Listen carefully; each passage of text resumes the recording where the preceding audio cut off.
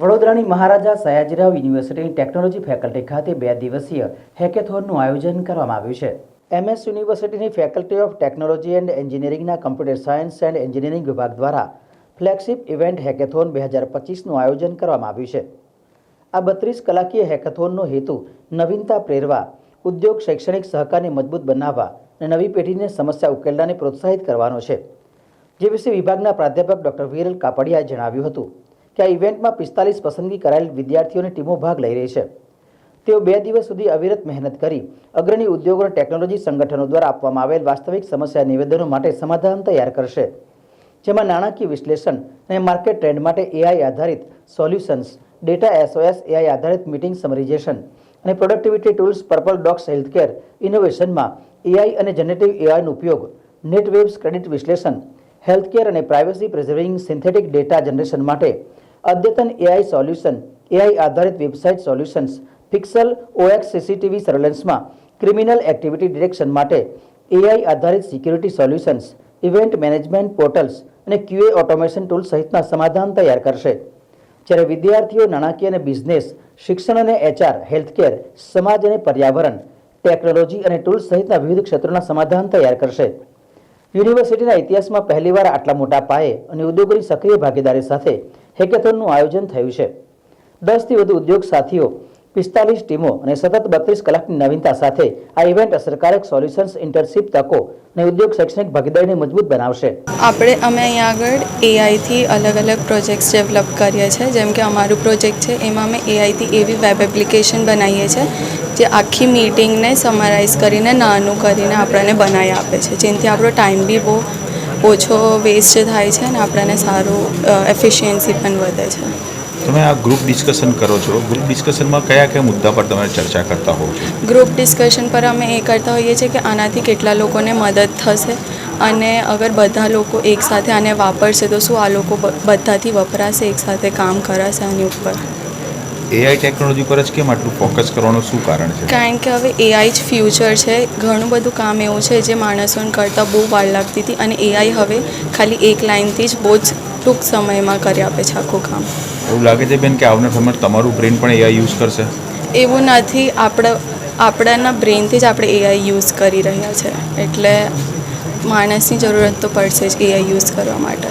આ ટેકનોલોજી કેટલી ઇમ્પોર્ટન્સ માનો છો બેન? બહુ ઇમ્પોર્ટન્ટ છે. હવેથી તો બધી જ વસ્તુઓમાં AI આવવા જ લાગ્યું છે. તો આ કયા પ્રોબ્લેમ્સ પર તમારી મુખ્ય ફોકસ રહેશે?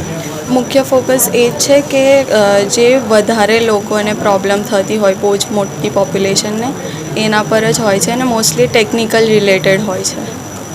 આજકાલ તો મેમ કોઈની પણ ઘરે ચલણ પહોંચી જાય છે, કોઈ બીજાનું હેક થઈ જાય છે, મોબાઈલો હેક થઈ જાય છે, એકાઉન્ટ્સ હેક થઈ જાય છે, તો આના માટે આ ટેકનોલોજી કેટલી કારગર નીવડશે? બહુ છે. જેમ કે એક ટૉપિક અહીંયા આગળ બી એક છે જેને સાયબર સિક્યોરિટી, એના પર બી બહુ અલગ અલગ પ્રોજેક્ટ્સ બની રહ્યા છે. AIનો યુઝ કરીને આપણે આ બહુ હદ તક આ બધું ઓછું કરી શકીએ છીએ. 32 કલાક બેસશો, ચિંતા નથી થતી? ના, અહીંયા આગળ સેફટી સારી છે બધા અને એન્વાયરમેન્ટ બી આવું સારું છે. આજુબાજુમાં બધા કોડિંગ કરે છે અને પ્રોબ્લેમ્સ એકસાથે ડિસ્કસ કરે છે, એકબીજા સાથે નવું ડેવલપ કરીએ છીએ, આઈડિયાઝની અહીંયા વાત થાય છે. MS યુનિવર્સિટીની ઇતિહાસમાં પહેલીવાર હેકેથોન કરી અને એક ઇવેન્ટ કરી રહ્યા છીએ કે જેમાં 240 છોકરાઓ પાર્ટિસિપેટ કરી રહ્યા છે અને આ સ્ટુડન્ટ્સ ઇન્ડસ્ટ્રીમાંથી આપેલા પ્રોબ્લેમ્સને સોલ્વ કરવા માટે 32 કલાક કોઈપણ બ્રેક લીધા વગર એના પર કામ કરશે, એટલે અવિરત એના પર રિસર્ચ કરશે. આ ઇન્ડસ્ટ્રીઝે ટોટલ આવી 20 ઇન્ડસ્ટ્રીઝ છે કે જેમણે આપણને અલગ અલગ પ્રકારની સમસ્યાઓ વૈશ્વિક સ્તરે એ લોકો જે ફેસ કરી રહ્યા છે એ આપી છે. એના ઉદાહરણ તરીકે લઈએ તો આજે CCTV સર્વેલન્સ હોય તો CCTV સર્વેલન્સથી ક્રાઇમ ડિટેક્ટ કેવી રીતે કરવું, કે શરૂઆત થઈ ક્રાઇમની કે થઈ રહ્યું છે, થવાની શક્યતાઓ છે, આનો પણ પહેલાંથી એક અંદાજ માંડવો. એના માટે AIનો ઉપયોગ કરવો અને AIના ઉપયોગથી આવા પ્રોબ્લેમ સોલ્વ કરવા. કોઈની પાસે ડૉક્ટર અવેલેબલ નથી પણ AI તો છે, તો AIની મદદથી કેવી રીતે એક AI ડૉક્ટર બની શકે અને ડૉક્ટર તરીકે આપના એક મનુષ્યના પ્રોબ્લેમ સોલ્વ કરી શકે, એક AI એક ડૉક્ટર મિત્ર તરીકે પણ બની શકે. તો એના માટે આ 32 કલાક અવિરત બાળકો આના પર કામ કરે છે. હવે સાહેબ સૌથી મહત્ત્વની વાત એ આવે છે કે એઆઈ કેટલો મોટો પડકાર માનો છે, કારણ કે હિન્દુસ્તાન પાસે જોવા જઈએ તો આપણા દેશમાં એવો કોઈ ડેટા છે જ નહીં. આપણી પાસે જે ડેટા છે એ બહારની કન્ટ્રીમાં છે. આપણા દેશ માટે એઆઈ ટેકનોલોજી અને આ જે રિસર્ચ કર્યું છે કેટલું પડકારજનક માનો છો? શું આમાંથી કયા વસ્તુ પર રિસર્ચ બહાર આવશે? 100% આપની વાત સાચી છે કે આજે એઆઈ નું ઇન્ફ્રાસ્ટ્રક્ચર એ આપણા જેવા વિકાસશીલ દેશ માટે હંમેશા એક ચેલેન્જ રહે છે, પણ ધીરે ધીરે આનું ઇન્ફ્રાસ્ટ્રક્ચર ઊભું થઈ રહ્યું છે.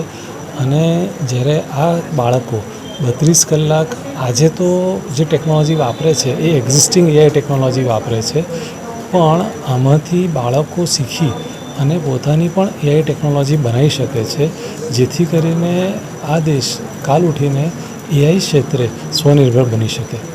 કેટલા વર્ષ પહેલાં આ એઆઈ ટેકનોલોજી શોધાઈને આપણી પાસે ક્યારે આવી આ ટેકનોલોજી? એઆઈનું ઇન્વેન્શન 1950માં થયેલું છે. કદાચ સમાજની જાગૃતતા આમાં થોડીક મોડી આવી છે. એટલે 1950માં એઆઈ થયું હતું અને એઆઈને નામ પણ આર્ટિફિશિયલ ઇન્ટેલિજન્સ કહે છે, પણ એની શોધ તો હું માનું છું કે કરનાર ઈશ્વર છે, કારણ કે આપણા મગજની જે કાર્યપદ્ધતિ છે એને એ જ કાર્યપદ્ધતિ જ્યારે આપણે કોમ્પ્યુટરમાં મૂકવાનો પ્રયત્ન કર્યો તો એને પછી માણસે નામ આર્ટિફિશિયલ ઇન્ટેલિજન્સ આપ્યું, કે જેની શોધ 1950માં થઈ હતી. સાહેબ, છેલ્લો પ્રશ્ન, કેટલું મહત્ત્વનું માનો છો આજના જમાનામાં આ રિસર્ચ જે છે આ પ્રકારનું, કેટલું મહત્ત્વનું માનો છો? આજના જમાનામાં જ્યારે એઆઈ લોકો એવું માને છે કે મનુષ્યને રિપ્લેસ કરી દેશે, તો એ સમયે મનુષ્ય એઆઈને શીખીને એઆઈને બનાવનાર મનુષ્ય જ છે, પણ એઆઈએ દરેક સમયે એનાથી 2 ડગલા આગળ ચાલવું પડશે. જો માણસ એઆઈ પર આધારિત થઈ ગયો તો પછી મુશ્કેલી આવી શકે છે. એટલે જરૂરી છે કે આ રીતની ઇવેન્ટ કરી અને બધા જ આપણે લોકો એઆઈ ક્ષેત્રે વધારે પ્રગતિ કરીએ અને એઆઈથી 2 ડગલા આગળ ચાલીએ, જેથી કરીને આપણે રોજ નવા એઆઈ બનાવીએ કે જે મનુષ્યને મદદરૂપ સાબિત થાય. આપણો દેશ જોવા જઈએ તો એક ગરીબ ખેતી પ્રધાન દેશ છે, એમાં આ ટેકનોલોજી કેટલા વર્ષ પછી કારગર નીવડી શકે છે? કયા વિઝન સાથે તમે આ કામ કરી રહ્યા છો?